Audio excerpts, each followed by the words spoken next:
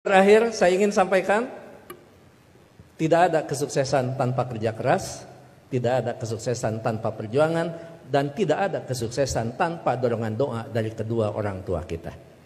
Jadi pada hari ini Anda ucapkan selamat, Anda mintakan maaf kepada orang-orang tercinta yang berkontribusi atas kesuksesan pendidikan kita. Hati-hati memperlakukan kedua orang tua. Saya tahu di sini ada master hukum, saya tahu di sini ada master manajemen, saya tahu banyak prodi yang ada di sini dan memiliki tata kelola yang sangat baik, maka itu salah satunya didukung oleh perilaku Anda setelah lulus. Pada saat Anda berinteraksi dengan kedua orang tua, jangan menggunakan pasal hukum. Pada saat ibu mengatakan, saya mau ketemu, kamu pulang, maka Anda akan mengatakan, mah tidak boleh memaksa, karena ada pasal hukumnya. Enggak ada itu, tidak berlaku untuk kedua orang tua. Pada saat Anda diminta membantu kedua orang tua, Anda jangan menggunakan manajemen yang efektif. Tidak ada manajemen dalam hubungan dengan orang tua, kecuali penghargaan, penghormatan, dan tempatkan dia di tempat yang paling sempurna sebagai kedua orang tua kita. Saya hanya ingin mengulang dengan cerita yang lama, tetapi ternyata ini memberikan sebuah inspirasi bagi kita. Mohon maaf, saya pernah jadi seorang pejabat. Pada saat saya sedang rapat, saya ditelepon oleh keponakan saya dan menyatakan ibu saya dalam keadaan sakit. Kemudian saya balas telepon itu dengan sebuah ungkapan yang agak sedikit sombong. Tolong cepat bawa ke dokter dan nanti uangnya akan saya transfer.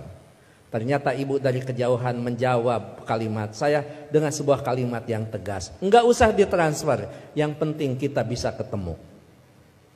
Kalau ibu sudah mengatakan yang penting kita bisa ketemu, maka jabatan itu tidak ada, maka rapat itu tidak ada. Dan boleh saya katakan, kalau saya sudah dipanggil ibu dan bapak, tidak ada yang bisa menolak panggilan siapapun, termasuk atasan saya. Kalau itu ibu dan bapak yang memanggil, kena yakin, kalaupun saya bisa memberikan sebuah alasan, Pak mohon maaf ibu saya dalam keadaan sakit, maka atasan saya akan memahami semua, karena mereka juga pernah dibesarkan dan memiliki rasa hormat kepada kedua orang tuanya.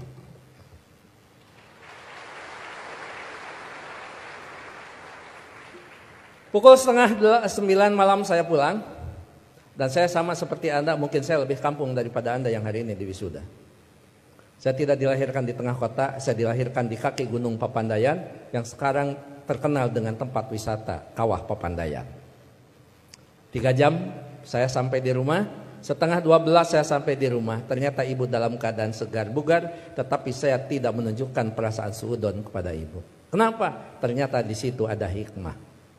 Bagi seorang ibu dan bapak dalam keadaan sakit, kemudian dia menunggu anaknya terkasih dan tersayang, maka pada saat dia bertemu, maka kehadirannya lebih mujarab daripada obat yang diberikan oleh seorang dokter. Catat itu. Ibu tidak hanya menunjukkan segar dan bugar, tapi ibu juga tetap memperhatikan kesukaan makanan anaknya. Saya dimasakan sayur kacang merah, saya digorengkan asin peda, saya dibuatkan sambal terasi, dan saya juga dibakarkan pete. 11:30 malam, coba bayangkan ada sayur kacang merah, nasi putih, bakar pete, dan belum peda ditambah sambal terasi. Boleh dibayangkan setelah wisuda. 11:30 malam saya disuguhi makanan itu, maka tidak ada kalimat yang bisa diucapkan kepada ibu selain mengucapkan terima kasih. Padahal saya tidak biasa makan malam, kecuali makan nasi di waktu malam. Ya saya makan.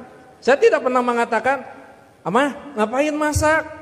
Kan kata dokter paling tidak 3 jam sebelum tidur kita boleh makan. Ini mau tidur 11:30, ngapain masak? Bagaimana perasaan ibu pada saat seorang anak yang dia tunggu, yang dia masakan, kemudian anak berargumentasi dengan sebuah ilmu di mana ibu tidak paham tentang ilmu itu. Menyakitkan. Iya, saya makan dan saya berdoa mudah-mudahan ini jadi obat.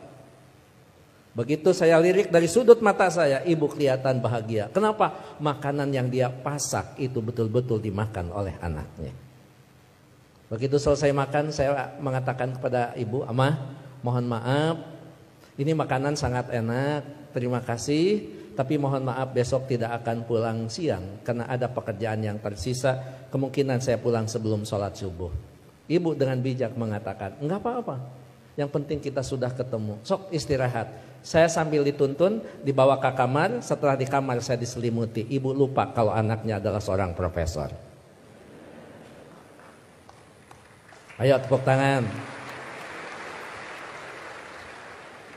Itulah ibu. Jadi Anda mohon maaf, baru juga ahli madya ya? Ahli madya, ibu mau nyelimutin. Ngapain? Ini baru di wisuda. Ada yang lebih tinggi lagi. Masa mah disimutin? Ini tekan sarjana. Nggak ada di depan orang tua itu. Jangankan ahli madya, sarjana, master, doktor, seorang profesor di hadapan ibu, di hadapan bapak, tetap kita adalah seorang anak yang perlu menghormati mereka.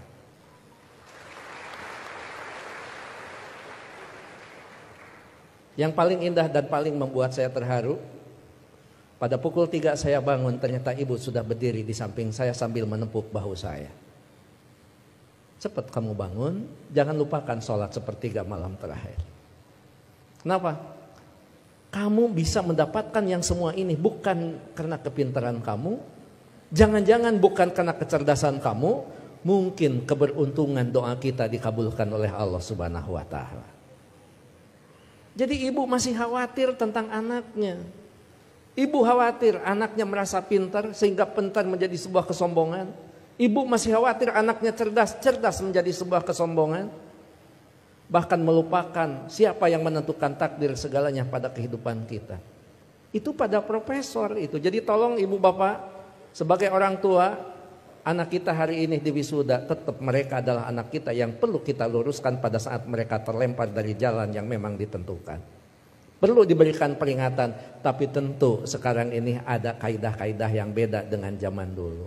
Seorang siapa Pak Rektor, sahabat itu, Ali, mengatakan, didiklah anak-anakmu bukan dengan zamanmu, karena mereka tidak mungkin mengalami zaman yang seperti kita alami. Jadi memang cara sudah berbeda, cara kita memperlakukan anak-anak kita. Tapi sejatinya tetap kewajiban kita adalah bagaimana mendidik anak-anak kita, bukan masalah kedewasaan. Tapi masalahnya sampai nyawa berpisah dengan badan, itu tetap menjadi kewajiban kita sebagai kedua orang tua.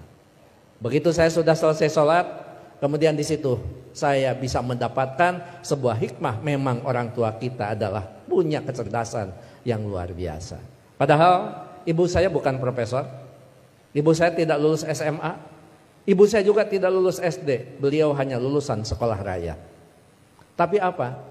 Dalam sebuah komunikasi waktu itu saya katakan, "Ama, sekarang saya pergi, mohon pamit." Ibu masih bertanya, "Kamu nanti sholat di mana?" Saya jawab, "Nanti sholat di jalan." Ibu langsung mengkritisi kalimat saya, "Jangan suka sholat di jalan, ketabrak mobil." Itu kata ibu itu. Terus saya mikir, emang juga, emang benar masa sholat di jalan? Saya katakan, enggak, maksudnya sholat di masjid di jalan. Masih salah kalimat itu di hadapan ibu.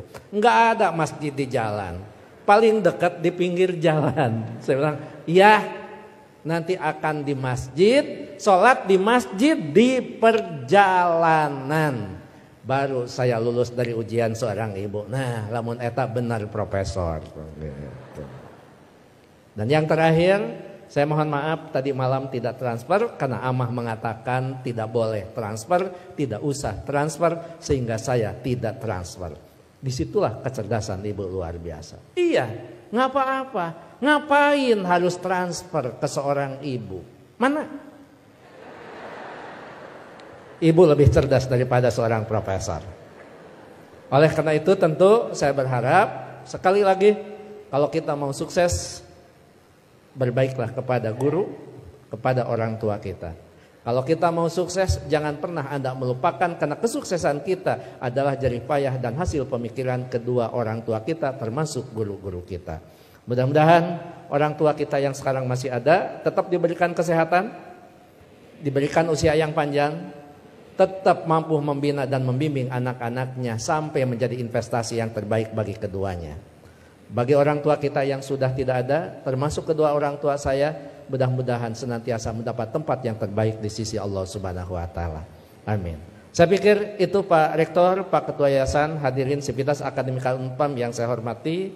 Mohon maaf kalau sambutan saya agak sedikit panjang, karena saya tadi mengimbangi Pak Rektor sangat panjang, kemudian Pak Ketua Yayasan sangat pendek, maka saya setengah panjang dan setengah pendek.